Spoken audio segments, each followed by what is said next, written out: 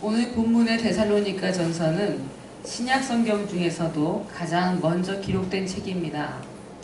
예수님이 승천하신 후에 20년에서 한 30년 정도 지난 후에 기록되었습니다. 이 서신서를 받은 데살로니가 교회 교인들은요, 참 순박한 사람들이었습니다. 예수님이 곧 오실 것이라고 굳게 믿고 있었습니다.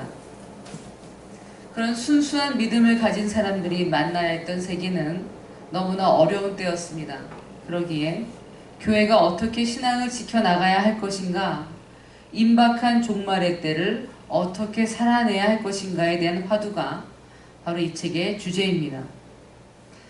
데살로니가 교회는 바울과 실루아노의 전도를 통해서 생긴 교회입니다. 바울과 실라는 빌립보에서 고초를 겪었습니다. 매를 맞고 감옥에 갇혀 있다가 석방되었습니다. 그 후에 데살로니가로 갔습니다. 고난을 통과한 사도가 전하는 복음은요, 참으로 능력이 있었습니다. 헬라 문화와 그 로마에 만연한 이방 신전들이 가득한 땅에서 마치 점과 같은 존재인 데살로니가에서 기적과 같은 일이 벌어진 것입니다. 데살로니가인들의 그 믿음은요, 마게도냐와 아가야에 있는 모든 성도들이 인정해 줄 정도였습니다. 그 믿음을 모두가 인정해 줄 만큼 보석과 같은 신앙인들이 데살로니가에 세워진 것입니다. 오늘 본문은 데살로니가 교회에 행하신 하나님의 역사를 기록하고 있습니다. 3절을 제가 읽겠습니다. 3절입니다. 너희의 믿음의 역사와 사랑의 수고와 우리 주 예수 그리스도에 대한 소망의 인내를 우리 하나님 아버지 앞에서 끊임없이 기억함이니. 아멘. 데살로니가 교회 교인들은 믿음의 역사와 사랑의 수고와 소망의 인내가 가득한 곳이었습니다. 저는 이 말씀을 읽으면서 마음이 참 좋았습니다. 왜냐하면 이 믿음의 역사, 사랑의 수고, 소망의 인내를 이룬 사람들이 다름이 아닌 데살로니가 교회였기 때문입니다. 이들은 초신자입니다. 초신자들이 이런 역사를 이루었다는 것입니다. 이 땅에 있는 꽤 많은 수의 교회들이 지금 날로 매너리즘에 빠지고 있습니다. 능력을 잃어가는 현실을 우리가 생각해보면은, 저는 이 순박한 초신자들의 역동적인 모습을 상상하면 행복해지기 때문입니다. 사실 우리는 말씀의 홍수 시대를 살고 있고요, 매주 여러 번의 예배를 드리고 있습니다. 주일 예배도 드리고 새벽 예배도 드리고 주중 예배를 꼬박꼬박 참석하다 보면은 7번 이상의 예배를 드리게 됩니다. 우리는 기도 생활도 꽤 열심히 합니다. 물론 그렇지 않은 분도 계시겠지만 대개 신앙인들이 기도 생활도 합니다. 말씀과 기도, 예배의 삶을 사는 기독교인들은 꽤 많이 있다는 말입니다. 그런데요, 말씀도 많이 읽고 기도도 하고 꼬박꼬박 예배를 드리는 그리스도인들에게 믿음의 역사와 사랑의 수고, 소망의 인내가 나타나고 있는가? 이 문제는 또 다른 문제인 것 같습니다. 열심히 기도하는데 여전히 사랑하는 데는 연약합니다. 열심히 말씀을 읽는데 여전히 믿음은 부족합니다. 예배는 열심히 참석하지만 역경을 겪으면 쉽게 낙심하고 맙니다. 열심히 기도하고 말씀을 읽으며 예배를 드리지만 여전히 나 중심적으로 살고 있습니다. 또 현실 앞에서 무릎을 꿇습니다. 하나님의 계획에는 관심이 없고 나의 계획만 이루는데 관심이 많습니다. 좋은 말씀을 많이 듣는데 변화가 없습니다. 왜 그런 것일까요? 저는 오늘 본문을 묵상하면서 늘 똑같아 보이는 우리의 신앙의 삶에도 신선한 바람이 불어오기를 바라는 마음이 들었습니다. 데살로니가 교회의 성도들은 역동적인 신앙의 삶, 믿음의 역사, 사랑의 수고, 소망의 인내가 나타나는 삶을 살았는데 우리도 그런 삶을 살기를 원하는 것입니다. 점과 같은 존재인 데살로니가가 이방 신전들이 가득하고 세련된 헬라 문화와 또 로마의 강력한 정치 군사 체계 속에서도 생명력을 발휘하고 또 주변의 그리스도인들의 본이 되는 모습을 우리가 상상해 보았으면 좋겠습니다. 저는 우리도 이런 모습이 되기를 원합니다. 저는 오늘 본문을 통해서 몇 가지 교훈을 나누기를 원합니다. 첫째로, 받은 대로 나누어주는 신앙인이 되어야 되겠습니다. 받은 대로 주는 신앙인이 되어야 합니다. 받은 대로 흘러보내지 않으면요, 받는 것은 의미가 없기 때문입니다. 여러분, 어떤 사람들은요, 말씀 생활, 기도 생활, 예배 생활, 교회 봉사가 신앙생활의 전부인 줄 압니다. 그래서 교회에서 활동한 것으로 신앙생활을 다 했다고 생각을 합니다. 그러니 교회 밖을 나오면 전혀 다른 삶을 삽니다. 말씀 읽었고 기도했으면 할 몫은 다 했다고 생각하니까 현실에 와서는 여전히 변화없는 삶을 사는 것입니다. 이런 분들은 말씀 생활, 기도 생활, 예배 생활 자체가 신앙생활의 목적이 되어버렸습니다. 그리스도인은 예수 그리스도를 쫓는 것이 목적이 되어야 합니다. 그런데 말씀, 기도, 예배를 잘하면 되는 것으로 목적이 바뀌어 버렸다는 말입니다. 여러분, 말씀, 기도, 은혜, 예배를 통해서 우리는 무엇을 합니까? 은혜를 받습니다. 은혜를 받는 통로입니다. 물론 은혜를 받는 통로가 말씀과 기도와 예배에만 있는 것은 아니지만 말씀과 기도, 예배가 없이 하나님의 은혜를 누리기는 쉽지가 않습니다. 말씀, 기도, 예배, 우리가 교회에서 하는 모든 것들은요, 받는 것입니다. 우리가 주는 것이 아닙니다. 받는 것입니다. 말씀을 통해서 은혜를 받고 기도를 통해 은혜를 받습니다. 예배를 통해 하나님과 교통하면서 생명을 공급받습니다. 우리의 마음과 생각이 새로워집니다. 이 모든 것은 하나님이 우리에게 베푸시는 은혜입니다. 은혜를 받습니다. 받는 것입니다. 그런데 받기만 하고 아무것도 주지 않으면 받는 것이 무슨 의미가 있습니까? 여러분, 호수는요, 겉으로는 잔잔한 것처럼 보이지만 물속은 그렇지가 않습니다. 물이 계속해서 공급되고 계속해서 빠져나갑니다. 그렇기 때문에 호수는 건강하고 깨끗하게 유지되는 것입니다. 만일 호수에 물이 빠져나가지 않는다면 어떻게 되겠습니까? 물이 들어오지를 못합니다. 그리고 물은 점점 썩습니다. 죽은 호수가 된다는 말씀입니다. 은혜를 받는 것도 마찬가지입니다. 말씀과 기도, 예배에서 은혜를 받은 사람은 그 은혜를 주는 삶을 살지 않으면 오히려 생명을 잃어버립니다. 점점점 말씀을 들어도 은혜가 없습니다. 기도를 해도 늘 똑같습니다. 똑같은 레파토리로 기도하고 냉랭합니다. 기도의 기쁨을 잃어갑니다. 예배도 마찬가지입니다. 예배 그 자체가 목적이 되어 예배를 드린 것으로만 만족하게 되면 예배를 드리면서도 매너리즘에 빠집니다.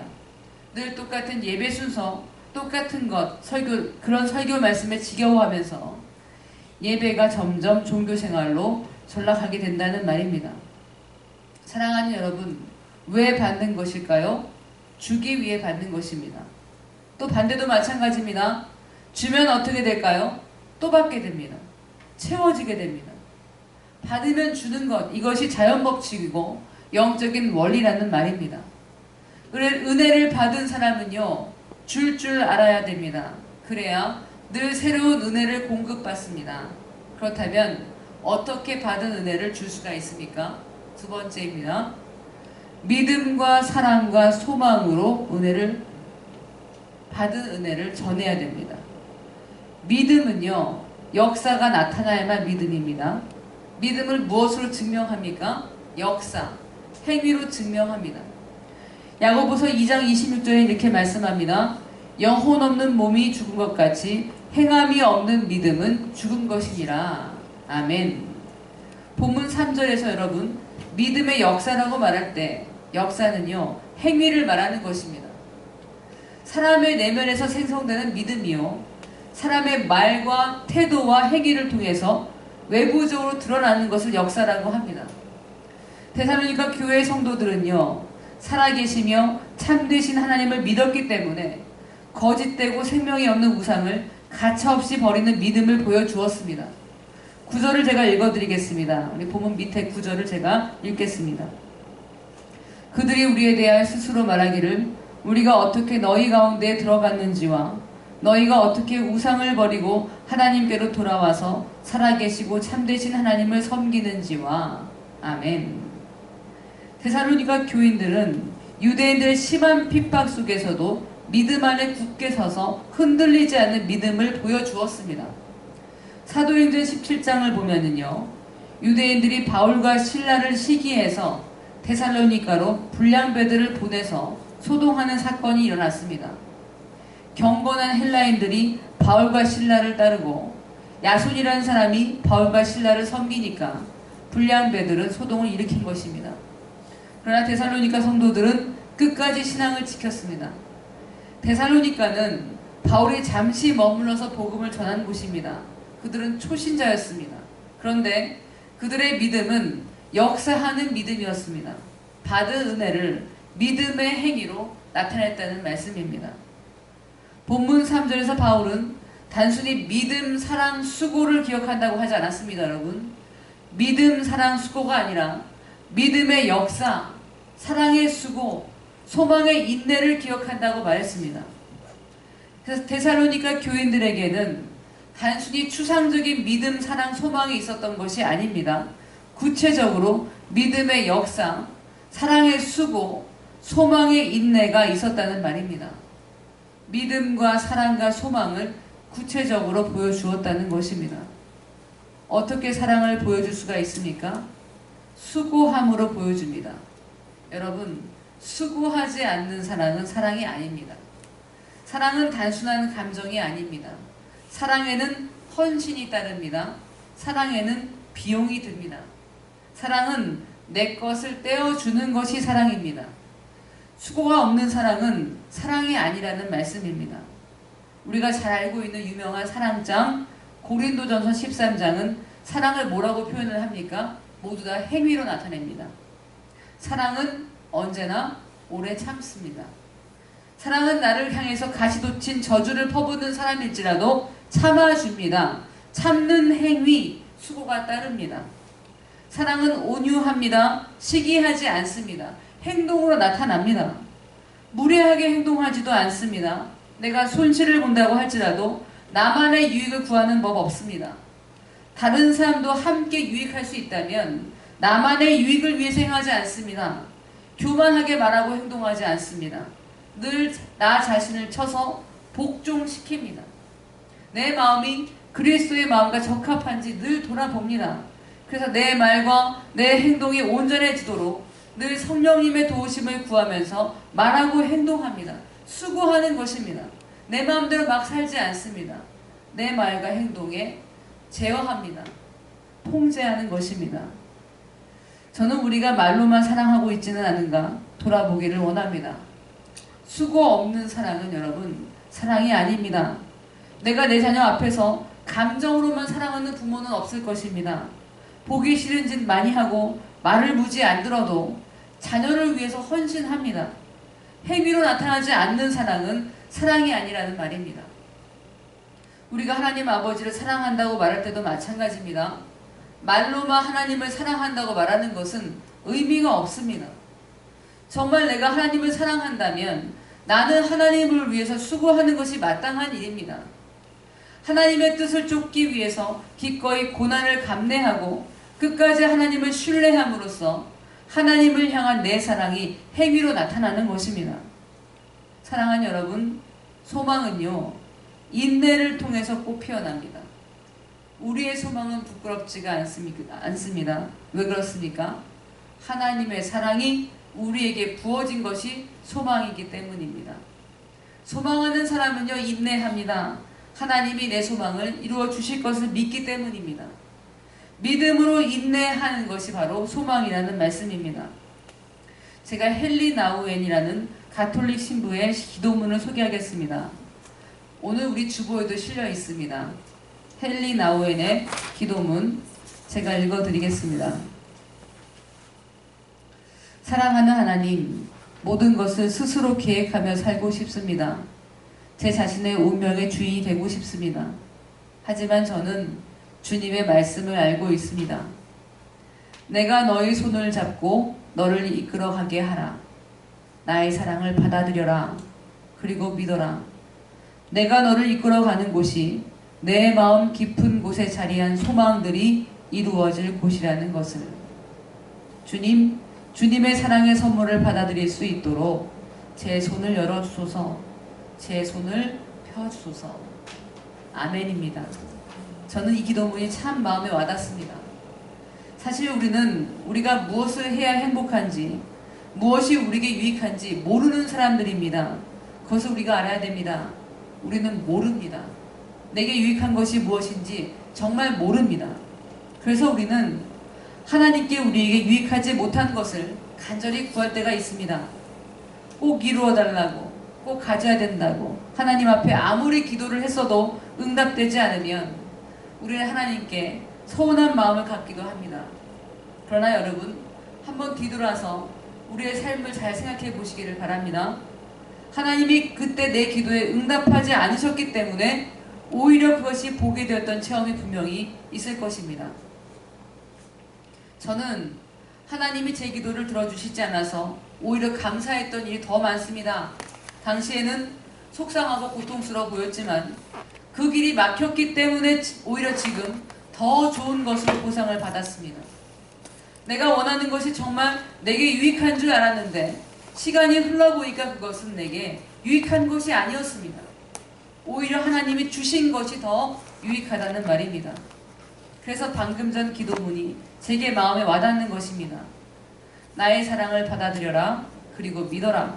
내가 너를 이끌어가는 곳이 내 마음 깊은 곳에 자리한 소망들이 이루어질 곳이라는 것을. 아멘입니다.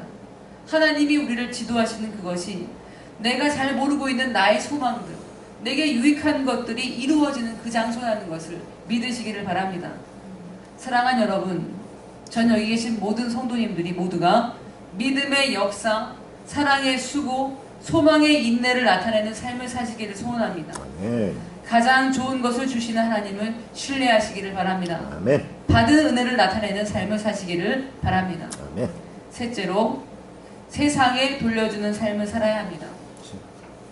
우리는 교회를 이루고 있습니다. 또 우리 자신이 교회입니다. 우리가 교회인 이유가 무엇입니까? 우리 안에 그리스도께서 계시기 때문입니다. 그리스도께서 계신 곳이 교회입니다. 교회는 하나님의 은혜가 부어지는 곳입니다. 그러므로 교회는 은혜를 세상에 돌려주어야 합니다. 복음은 성령 안에 있을 때 능력이 있습니다. 그 능력은 교회 안에서만 발휘되는 것이 아닙니다. 믿는 자들에게만 복음의 능력이 유효한 것이 절대 아닙니다. 교회는 복음의 능력을 세상에 발휘할 때 우리가 복음의 능력 안에서 살아가게 되는 것입니다. 아멘. 지역 사회를 돌보지 않는 교회는 교회가 아닙니다. 교회는 우리가 직장에서 사업장에서 다른 일을 섬기지 못하면 교회가 아닙니다. 교회 안에만 묶어둔 사랑은 사랑이 아닙니다. 교회 안에서만 잔치를 벌이는 것이 참된 잔치가 아닙니다. 교회라면, 내가 하나님과 함께하는 성도라면 주는 생활 태도를 가져야만 합니다. 세상을 섬기지 않으면 교회는 생명이 없습니다. 마치 고인 호수와 같습니다. 그리고 내 교회만 잘 되기를 원하는 이기심에도 생명은 없습니다. 주변 교회는 내 경쟁 상대가 아닙니다. 함께 하나님의 나라를 이루어가야 되는 동지입니다. 지역교회가 함께 잘 되어야 우리 교회도 잘 되는 것입니다. 본문 4절을 제가 읽겠습니다. 하나님의 사랑하심을 받은 형제들아, 너희를 택하심을 아노라. 이는 우리 복음이 너희에게 말로만 이른 것이 아니라 또한 능력과 성령과 큰 확신으로 된 것임이라. 우리가 너희 가운데서 너희를 위하여 어떤 사람이 된 것은 너희가 아는 바와 같으니라. 아멘. 데살로니가 교인들은 복음의 능력이 나타난 교회였습니다. 그래서 성령 안에서 능력이 나타나는 교회였습니다. 그 능력은 주변에 펼쳐져서 마게도냐와 아가야까지 소문이 퍼졌습니다. 세상을 섬기는 교회가 복음의 능력이 있는 교회입니다. 하나님은 이런 데살로니가 교회를 향해서 이렇게 말씀하셨습니다. 하나님의 사랑하심을 받은 형제들아, 이렇게 말했습니다. 하나님의 사랑하심을 받은 형제들아, 이제 이 음성이 우리에게도 들려지기를 소원합니다. 받은 은혜를 돌려줄 줄 아는 신앙인, 믿음의 역사와 사랑의 수고와 소망의 인내가 드러나는 삶을 사시기를, 그래서 하나님의 사랑하심을 받는 형제 자매가 되시기를 그리스도 이름으로 축원드립니다. 아멘. 기도하겠습니다.